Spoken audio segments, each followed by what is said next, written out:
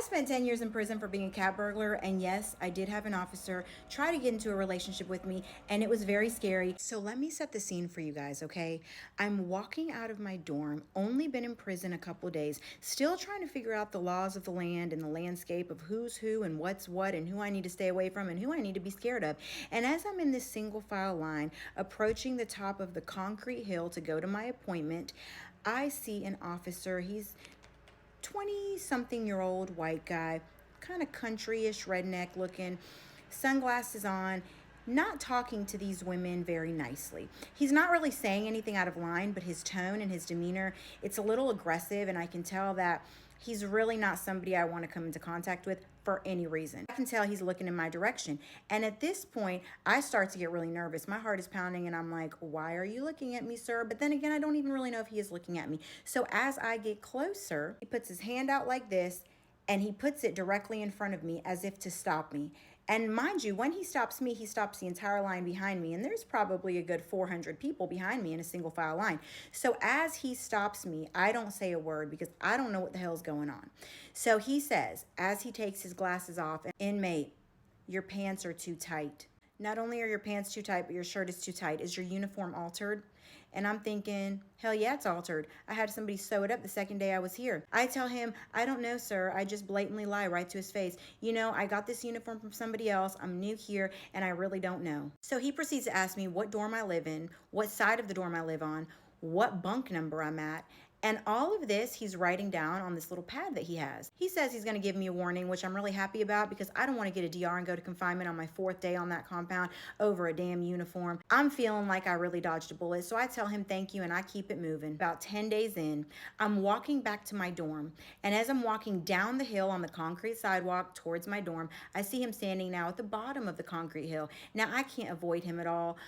There's no way. I have to walk past him. There's not that many people around this time, so I have to do it. So I start to approach him. And as I approach him, I'm trying to just look busy or look like I'm staring off in the distance and really trying not to look like I'm making eye contact, even though he's always wearing those glasses.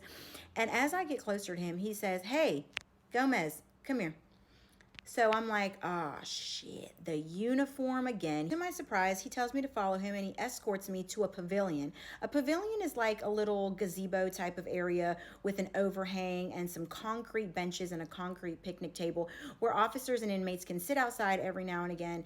And there's a couple of them around the compound. So this one is empty, there's nobody there. And he tells me to follow him over there. So I think he's about to give me a lecture about the uniforms. When we get to the pavilion, he puts his ass right on the concrete part of the picnic table.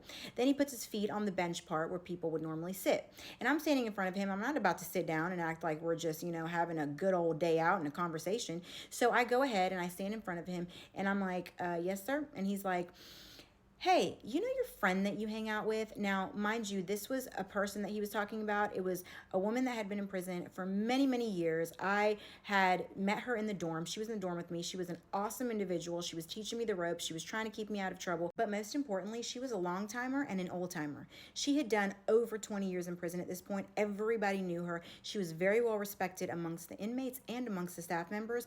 And a lot of the younger and newer staff members were really intimidated by her because she had a lot of pull in the prison. I didn't really know how powerful this inmate was, but she was a really good friend to me the entire time. And I guess he saw our budding and blossoming friendship. And I don't know what it did to him, but I guess it threw a monkey wrench in his plans because then he proceeded to start to tell me how this particular inmate was bad news, that I needed to stay away from her, and that it was going to do nothing but bring me a whole shit ton of trouble if I continue to hang around her. He really tried to sour that relationship and put a bad taste in my mouth about her, and I couldn't really figure out why. He proceeds to try to shower me with compliments, telling me I don't look like someone who's supposed to be in prison. I don't sound or speak like someone who's supposed to be in prison. How did I even get caught up in this? Because clearly I'm way above all, or at least most of the other people, and especially the friend that I'm hanging out with. After he spoke badly of my friend, and I was really confused if she was a bad person or not, and after he gave me all these compliments, I go back to the dorm and I find my friend immediately. I said, hey, so-and-so, Officer S, his last name started with S, he was really talking bad about you and I don't really know why. I mean, what's up with that? She proceeds to tell me at that point, hey, he's known for trying to get newer inmates. He's known for trying to sleep with them. He's known for trying to isolate and separate them from the rest of the compound so nobody tells the newer woman what he is about and what he's trying to do. He wants to get you by yourself so that nobody can warn you about him, and he's trying to get me away from you so that I don't stop it.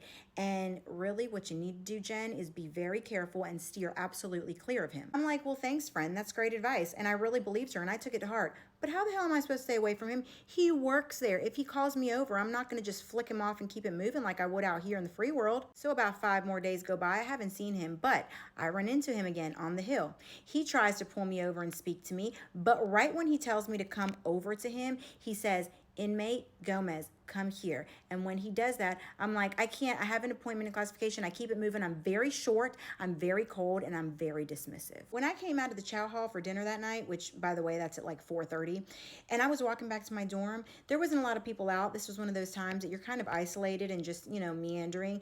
And I was walking by myself very quickly back to the dorm, and he was standing at the bottom of the damn hill where I cannot avoid him. This is a spot like it's unavoidable. So I walk past him. I'm trying to breeze by, and he says to come here and to stop.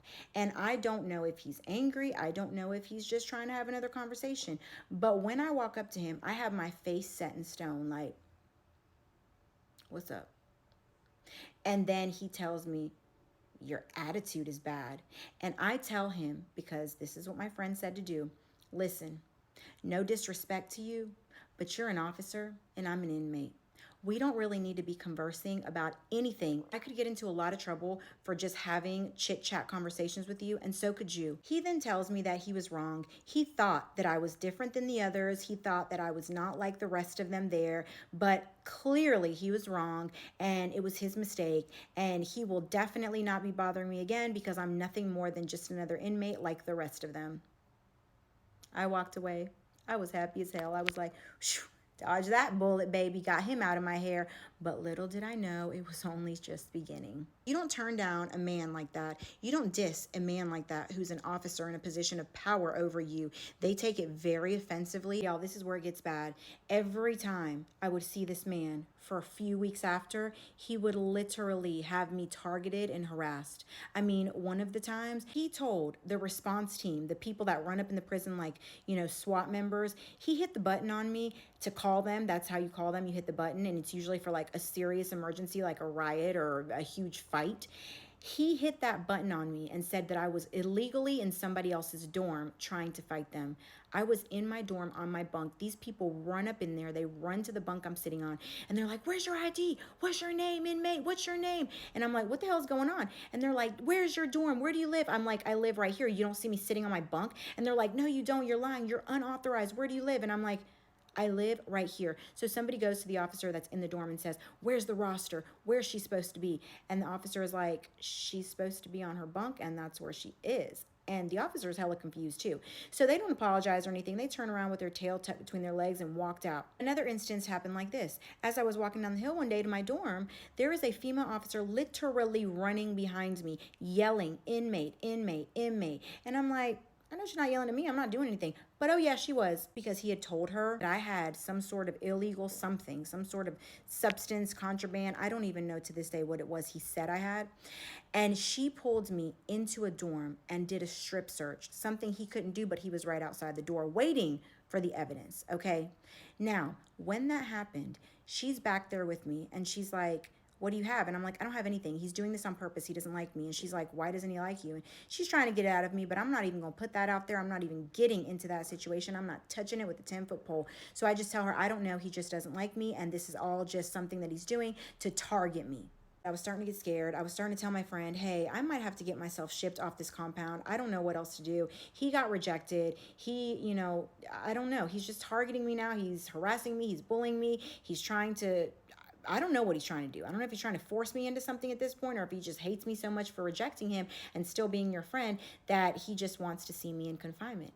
But then a miracle happened. Through the grapevine, I heard that he had actually left the prison because he was accepted on the police force in Marion County. Moral of the story was, my friend was right. She said, you never open the door. You don't give an officer a chance at all. From the first day they try to stop you and talk to you, you have an attitude and you set your face in stone, and you do not let them in. Because if you do, and then you have to turn around and reject them, they're going to be pissed, and it's going to make your life a living hell. I hope you guys enjoyed this video. If you did, please follow. Please let me know in the comments if you did or not. And give me a heart. It's free for you guys to do any or all of that, but it helps a lot. And